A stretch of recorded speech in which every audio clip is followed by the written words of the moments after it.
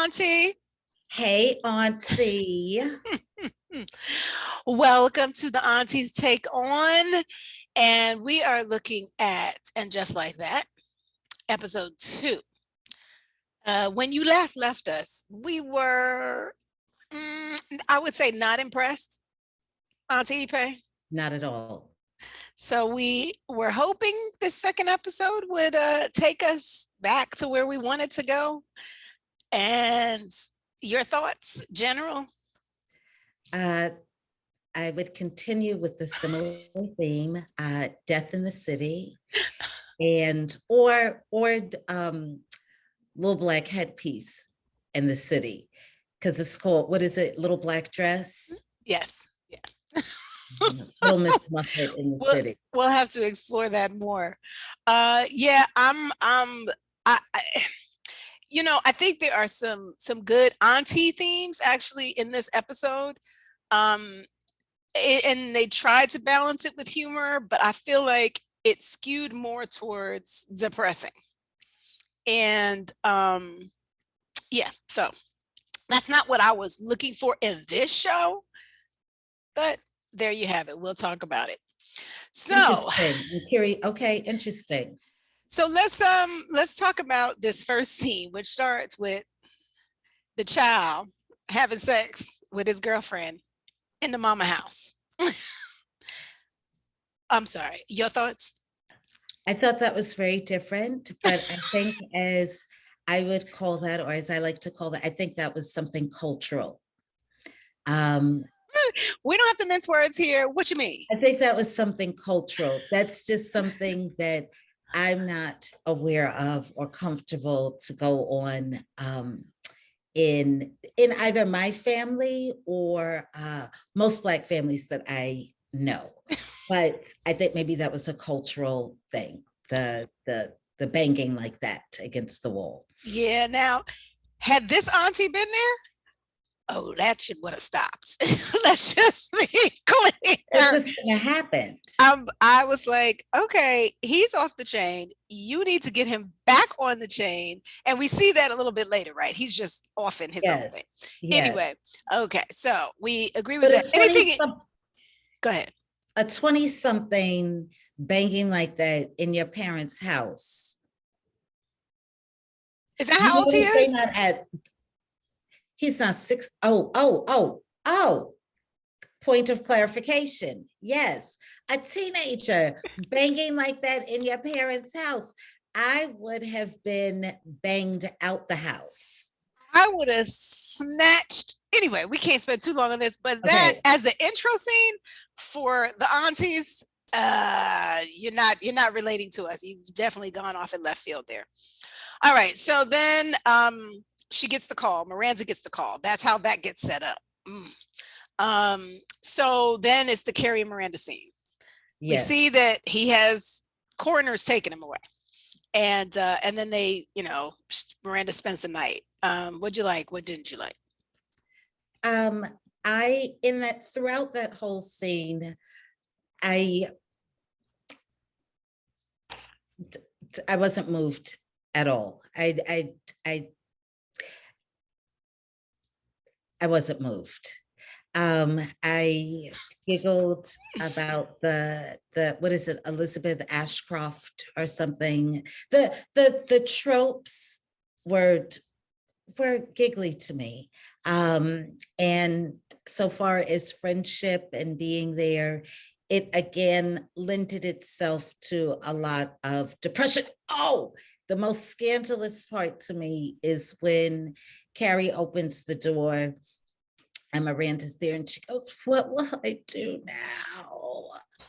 And that was just, it was much. So interestingly enough, I do think that that was extreme. I think they were trying to tap into a feeling, which, I got to give, credit to. It is, there are some women that are tied up in their relationship, so I understand that, but it just seems so desperate for this character. Having said that, I'm still tripping over the fact that you killed him. Let's just be clear. What are you gonna do now? You should have called 911, but I'm not gonna. I regress. If you haven't seen episode 1 review, you need to take a look at that. So let's move. Oh, so what did I like about that scene? I mean, friendship is always nice to see. And she was there for her friend. Um, so Anthony and Stanford, just a quick scene with them. Oh, I loved the fighting gays. I loved the fighting gays. And I love that they get the makeup. And he says, "Are you wearing that cologne?" Loved it. Loved it. Yes, such that a was stereotype. So wrong and so entertaining. I agree. I chuckled so hard because he sure did wrinkle up his nose after he apologized for bringing it up. So I have to say, and it's funny because I don't even know. I mean, I guess it is a stereotype for gays, but it definitely, I think all couples can relate to it, right? You always have something that just gets on your nerves. And sometimes it's just hard to not say anything, and so I think everybody could relate to that, and it was comedy. So this was an area where I was like, yes, more of that. That's what I want to see, more of that. It was a nice relief. Yeah, because it's real. I mean, it's that not couples don't always get along, and you have these times when you realize, oh, life is short. But then you just fall right back into it. All right, so then next scene.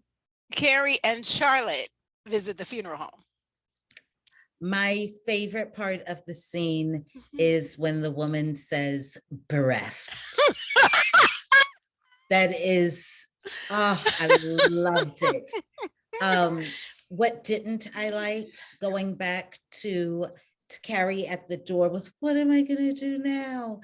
And Charlotte making it all about herself. Again, the white fragility in the city, the tears making it all about her.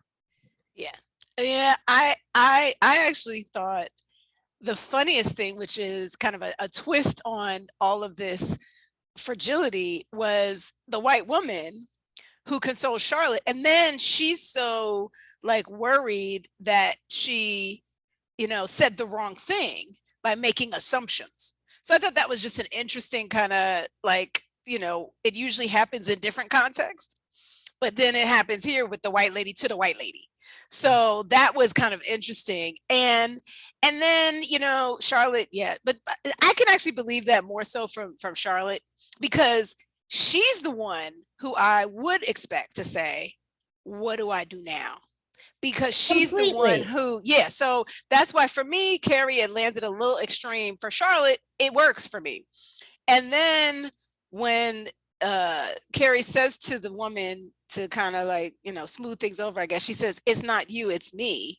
It just landed weird for me. I don't know what the intent was with that, but yeah, I was lost. So anyway, I love bereft. Love. Okay, well, we'll have to be able to return to that. Okay, so walking home, there's this little scene. What was that about?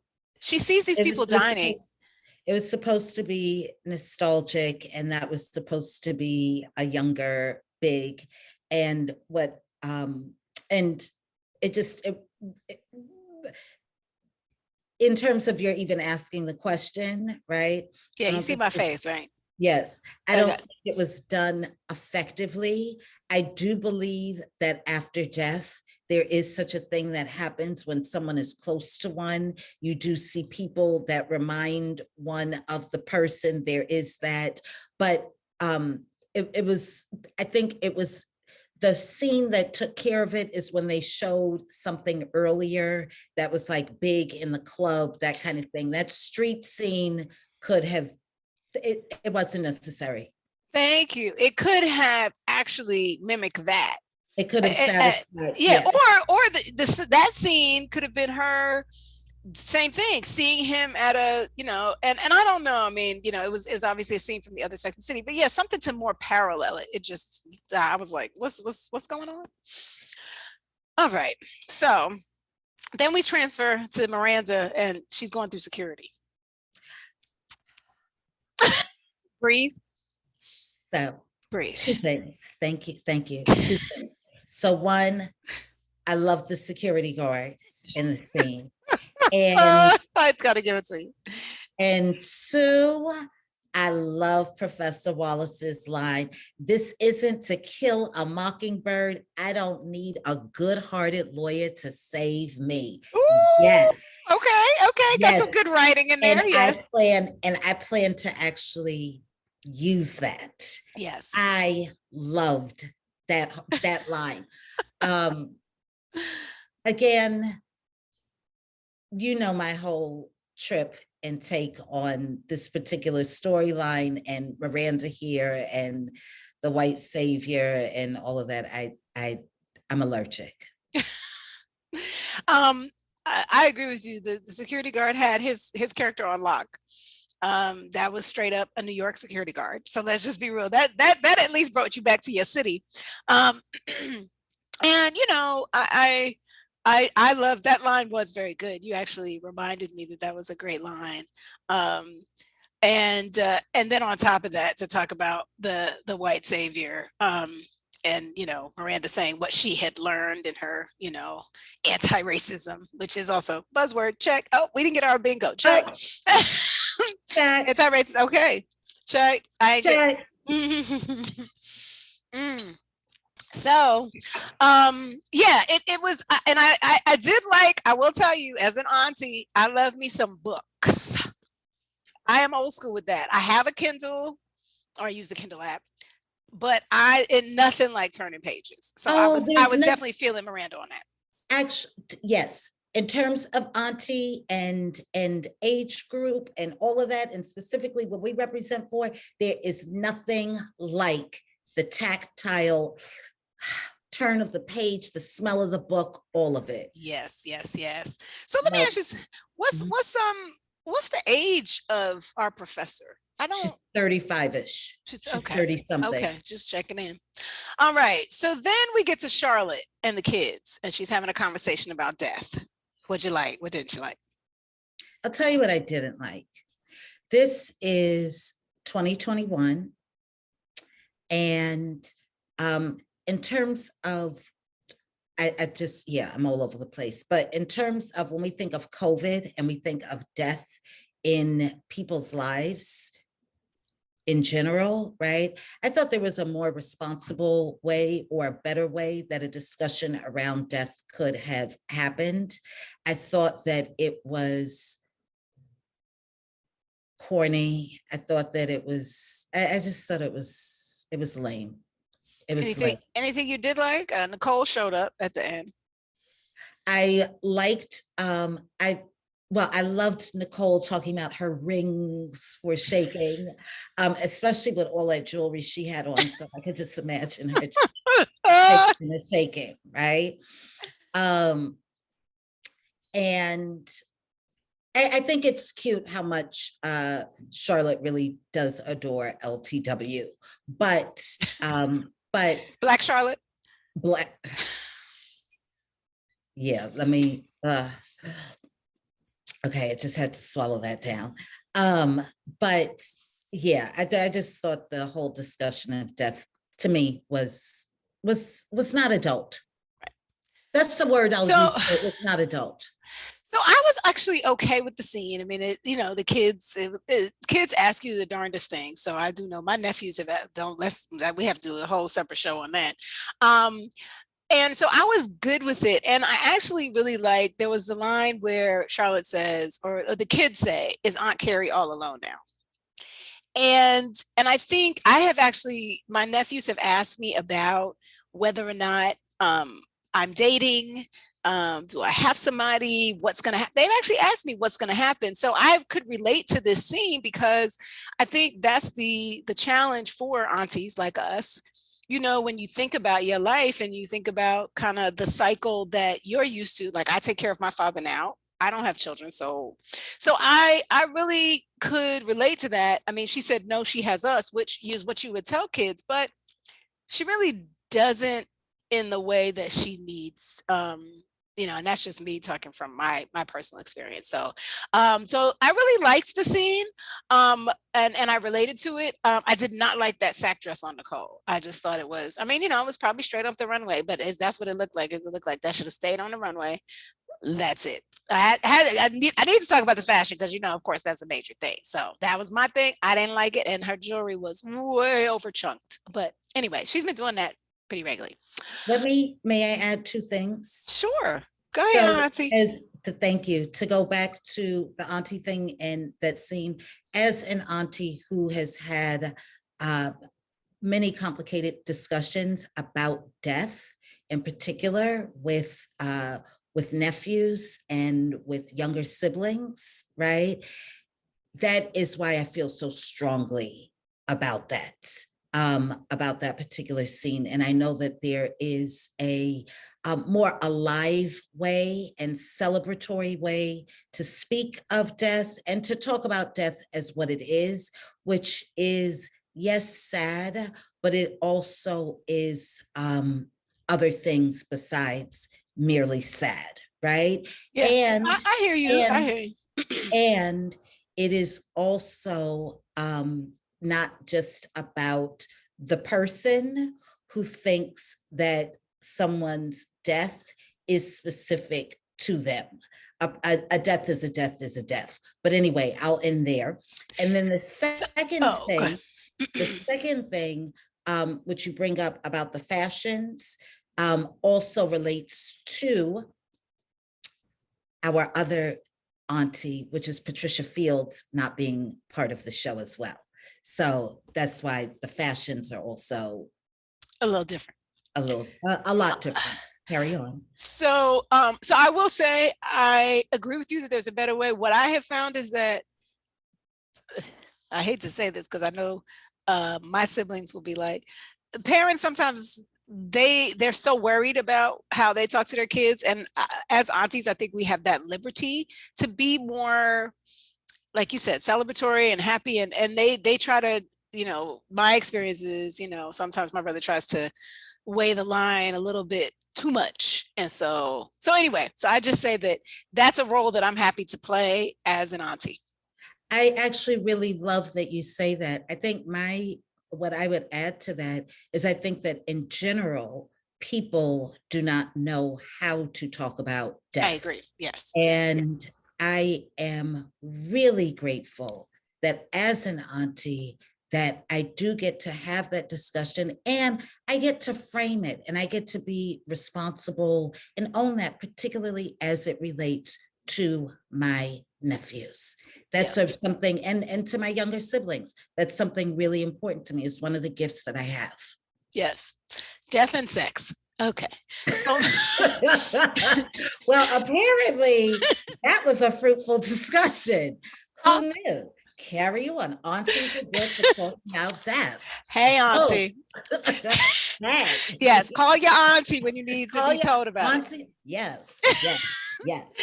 So Miranda and Steve, they're talking in the closet. They have the whole hugging with Brady. What'd you like? What didn't you like?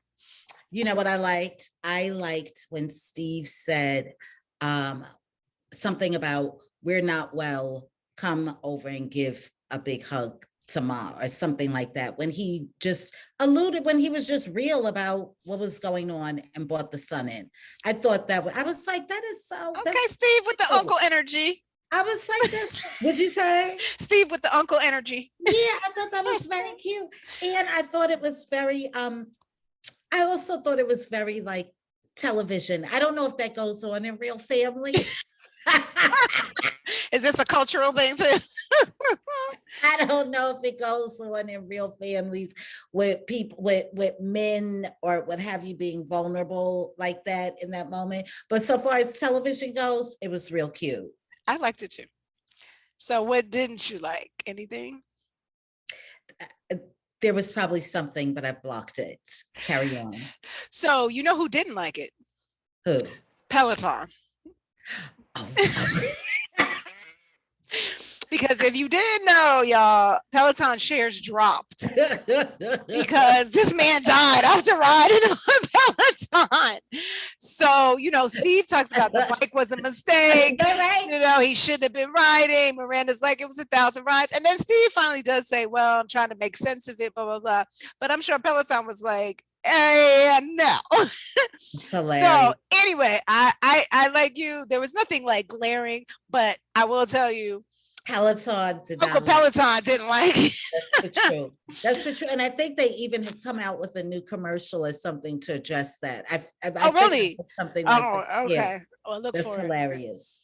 All right. So then there's a brief scene with Carrie in the closet doing a little nostalgia. She's trying to prepare for the wedding. Sorry, you know what? I do that all the time. I say funeral, wedding. I answer bingo. Oh, I Anyway, think that's a it's whole separate fabulous thing. because funerals and weddings are exactly the same. People get drunk, they party, all of it. Or at least let me say this, Cultural Black context. funerals and weddings are the same. This whole situation was a cultural divide. But anyway, back to the closet. I liked the idea that was supposed to happen, right? I like the idea. It felt like I don't know, like a shoe commercial or a perfume commercial, just in terms of the quietness of it, all that. It was a bit much. The one note that I did like, but I think it could have again been portrayed differently. That's a real thing, smelling the scent of someone's clothes. Yes. Right. Yes. That's Agreed. a very real thing. I appreciated that, but again, I thought it was staged a bit much. And when I say a bit much, I mean it rang like a commercial. That's what I was going to say. Okay. Yeah, I didn't have anything I loved, nothing I didn't like. It was just, I mean, again, it seemed like we were drawing out a lot of the depressing elements of this. And that's why it was just like, and I get it. Like you said, it is a real thing with clothing and the scent of someone. I mean, you know, that's real. It just kind of dragged on this. I was like, okay, I need to come up, you know, Well, so. After the whole Miranda and Steve thing, I was like, I can't, like, can you give us go back to Anthony and Stanford? And they could have done something like Screwball or something, like maybe had her trip or just do something yes, silly, something like to inject something a little reality, because right, it's not always like something silly could have happened. Something silly something silly could have happened. There was space where something silly could have happened. Carry on. So then we get to the big scene, which is why we didn't need that intro, because we gonna see that it's killing her. The lesbian funeral home. Let's go. With the two chic ass lesbians. I was like, in but their fashion. Let's just say sorry, go ahead. No, go ahead. That's it. Well, I was going to say they were my favorite part of the whole episode, and also of that scene. I loved how they were dressed. I loved all that leather.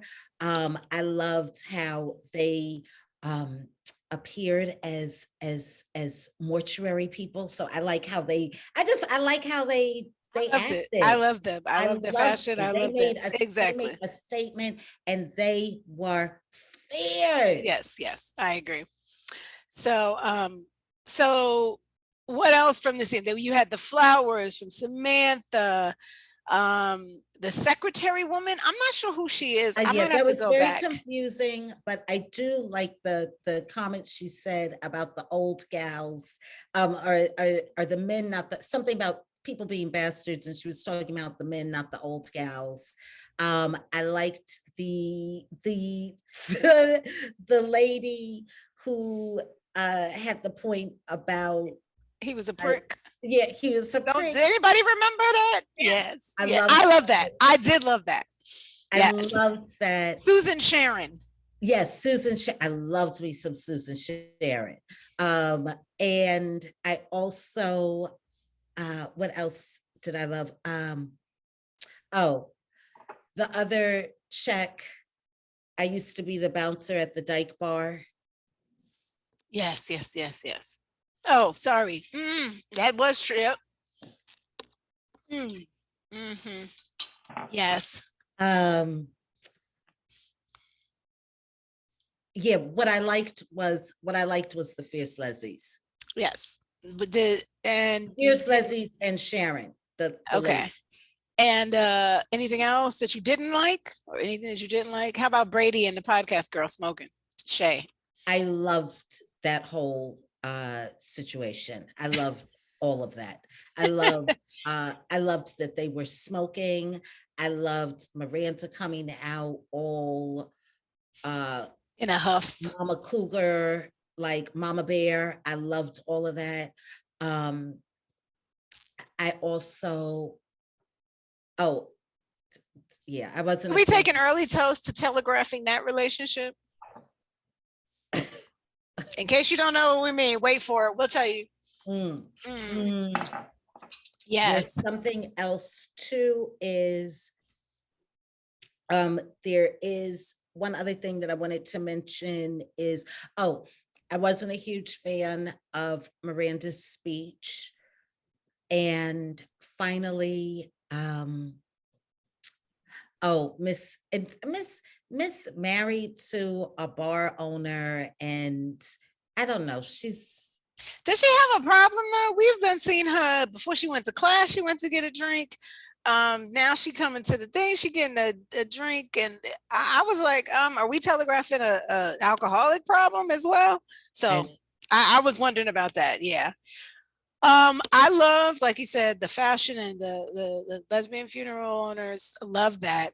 Um, the flowers from Samantha was an interesting little continuation of this kind of Samantha is there but not there thing. Um, it it felt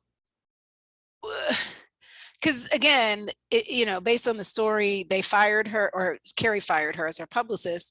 That's not enough if that's your friend to keep you from coming back when you know what Big was in her life. So I was kind of like, yeah, we need to just sort of downplay this because that just didn't feel right to me. I actually loved Carrie's fashion. I have to say, I loved her fashion for the funeral. I love that somebody cried like that because it's always, and that at Black funerals, definitely there's always somebody who's like too loud. And I love the secretary woman who was the auntie, probably. I guarantee you she's an auntie. She was like, yeah, I love that. The discussion about the seats and moving her to the back. I was all on board with Stanford. I don't know if people thought he was rude, but I was like, no, he wants to sit next to his best friend. He wants his husband beside him. Hey, do it. So I wasn't mad at him about that. So I don't know how people, but I liked that. And then, yeah, Susan Sharon, the other thing that people might yell out. Does anybody not remember he was a prick? Because he was. So the reality of that, I was loving that. And then her whole vibe was kind of, to be honest, very New York. So I appreciated that as well. And then Brady and the podcast girl smoking. Again, we continue. Brady needs to be snatched up and snatched back. So Miranda, you can be Mama Cougar all you want. You need to get a hold of your child. That's from the aunties. So so then they leave. Oh, yes. You have another yes, thing? one other thing that I wanted to add about the Samantha piece and the flowers, right, is how I am going to continue to frame this for now, right, is that is also, to me, it's about the erasure of an auntie figure from this whole storyline, which I find to be unrealistic. So I know it's that she's out of the show. I know that that is not the focus of the show, all of that, but it is about erasure, or more so, it's about the fact that the only women that matter are those who are partnered up, got kids, partnered up, got kid partnered up. That's what I got to say. Go ahead. Okay. We'll see how that plays out. Because they were in a weird situation, right? They decided to do the show and they didn't have a key character. So they could have either put somebody in, which they couldn't really do. I wouldn't have probably believed that. I don't know. They Nobody could have put knows. Gwyneth Paltrow in. I've been thinking about who they could have put in. Yeah. So I would have struggled with it. I don't personally, Samantha's character, that's interesting. We should have a whole separate show on who could have played Samantha. Okay, so yeah, that's a different. So the elevator scene, the gifts in the hall, and then she sits down. These are all little mini scenes. She sends Samantha a text, or she thinks about, sending her a text. Kind of innocuous. The Yeah, good times playing on the one gift, that good times chic. I was like, that's so random. So random. And when you mention that, it's weird to me, again, like the Ashcroft thing, like the scene in the closet, like the funeral, all of those little scenes like that are they're like toilet paper. They're weird, they're extra. They're extraneous. They are. I agree with you. They yeah. felt like, okay, I don't know how this is going to further stuff, but all right. So then and they weren't fun, and they weren't yes, fun. and that's this how is a fun show. This is that's the problem with it. It's a fun well, that's what I was telling you. The balance was off. I was like, those are the scenes we needed after that heavy funeral scene. We needed something, and it didn't come until the subway scene, which, okay, let's talk about the weird Chucky trying to rob.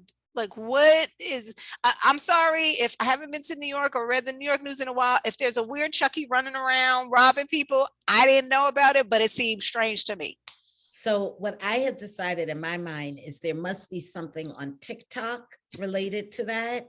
Okay. And I don't know, because I'm thinking that must be some social media thing or something. Okay. And yeah, and also a social media thing, but also it might be something, which is another thing I've been thinking about, that maybe has something to do with a 30-something audience. I'm wondering if that's who they're appealing to, because I don't know. Let's just talk from our perspective. We can't extrapolate. Didn't work for me. Did it work for you? Yeah, no, it was weird and creepy. Yeah. So, but they were able to maintain this, white savior, and now maybe they have a little bit of a connection. So I understand how they were trying to further the story. Old school. No, it was here, fist bump. Yeah. Old yeah, that was school. yes. That was they're both becoming Michelle Obama. So then we get to the delivery of the ashes. Miranda and Stanford coming over. Charlotte comes over later, and the hoodie on the neighbor. Your thoughts? So first of all, what I thought was absolutely ridiculous about that whole entire scene. I can deal with the okay, it's weird, it's 2021, ashes come in a box and what have you, like that piece about technology, how things change, right? The delivery of ashes. Although I've never known that to be the case, but okay, I guess that's what's happening. What I found really weird was, why are you lying to your friend about who's at your house, who's not? You are 50 some odd years old. Like, really? Like, are we really doing that? That was so unbelievable to me. The funny thing was, Stanford apparently wasn't having it either, because he ran back to get his drink, which totally cracked me up, I have to say. I loved that. And she was like, hide. He was like, he said, I'm not a good hider. He said it. So the comedy was there. I have to say, I did chuckle aloud at that scene. For real. I'm really gonna miss him being on the show. I know. So that is very sad. Yeah. But yeah, I thought that was just like, that was bugged. That wasn't even like bugs out. That was just weird. That was like, you are like, what? Really? Yeah. I've made my point. Yeah. I mean, I'll say this. I agree with you. I think it was definitely not a little, it was passive aggressive. Although, realizing how close she was, it's funny what, again, when you here on this earth for a long time, you realize death be jacking people up, and you see a whole nother side of them. And sometimes, just like you were talking about, some people don't know how to talk about it. And I think some people don't know how to deal with it. And clearly Charlotte had guilt stuff, blah, blah, blah. And Carrie just didn't want to deal with it, but it was her best friend. And she didn't want to deal with her emotion and the fact that, because Charlotte is that person that gets offended because, you called her, you didn't call me, blah, blah, blah, blah. So I get that there was this, but yeah, there was a better way to handle it, which, I mean, it all turned out in the end. So I think there were some things leading up to it. But I thought the Stanford part was funny. I thought him talking about the hoodie on the neighbor, which I don't know if that was a little, hoodie. Let's hear it. Mm. Oh, okay. I didn't get it. Okay. Okay. Okay. Okay. That didn't check with me at all. What's that? Which part? The hoodie? Hoodie. Mark Oh, Zuckerberg wears a hoodie. oh yeah. I mean, yeah, the hoodie on the neighbor, it was hilarious. And Stanford was like, can we just talk about the elephant in the room, which was not the elephant in the room, but he was focused on something else. I thought that was brilliant and funny. Oh, I thought he had a crush on him.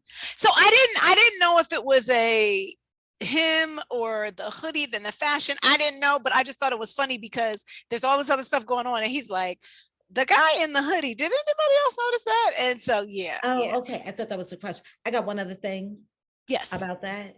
Um, Considering that in the first episode, this has something to do, is taking place during the time of COVID, right?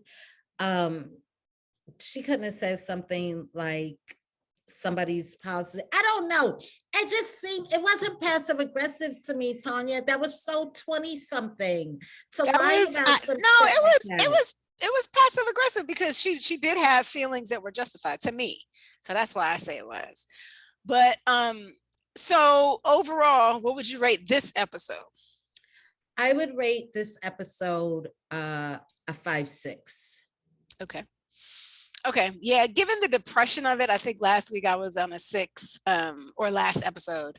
This episode, I would give it probably a 5. Just because, yeah, this is a fun show, like you said, or at least that's what I come into it for. So one thing I will note, because I think we've been talking about how things are landing funny, is that Michael Patrick King is the director of these early episodes. And it's interesting to think about, you know, when we talk about aunties and being represented, and women overall, it would be interesting because there will come times when Cynthia Nixon has directed an episode. There's a I don't know the woman, but the fourth one and the fifth one are directed by a woman named Jillian. I assume. So there'll be a different perspective. And then Anu, the 7 and 8, and then a person named Nisha. I won't presume, I guess I shouldn't presume any kind of gender, et cetera, but it will be interesting to see what a different perspective may bring to some of these things that we're feeling are falling flat. And it may be just because it's not relatable from the director's perspective. I think that's absolutely the case. I co-sign 800%. I will also add, as I have maybe mentioned before, one of the things that I'm really excited about is seeing that Samantha Irby is one of the producers. Mm-hmm. She is one of my favorite writers. I have gifted her book to people over and over again. She is funny as all get out, right? There's also, and she's a Black woman, right? Mm-hmm. And there's also, it will be interesting to see what other writers come into the fold to also bring the funny, right? And yes. So I was just looking at that, and the next episode will be the first one not written by Michael Patrick King. Similarly, it'd be so I'm looking Julie and forward to Elisa. that. Yeah, so something to look forward to, despite the 1 and 2 sort of stutter start. Maybe it will find its rhythm with some additional perspectives. So that's the auntie's take on it. Well, that is the auntie's take. And another thing to add to the auntie's take as we go over time is that is a very, very, very good point about the Michael Patrick King piece. It makes such a difference when you have women writing women's stories, right? Even as I mentioned before about like Patricia Adlon, I believe her name is, with Better Things, right? It's so different when you have women writing women's stories. You heard it here. So if you watch this and you're kind of thrown off, don't be. We're hopeful with the episodes that are coming with some different perspectives. There's more to see. All right, everybody. All right. Bye, aunties. Bye, aunties. Bye, aunties.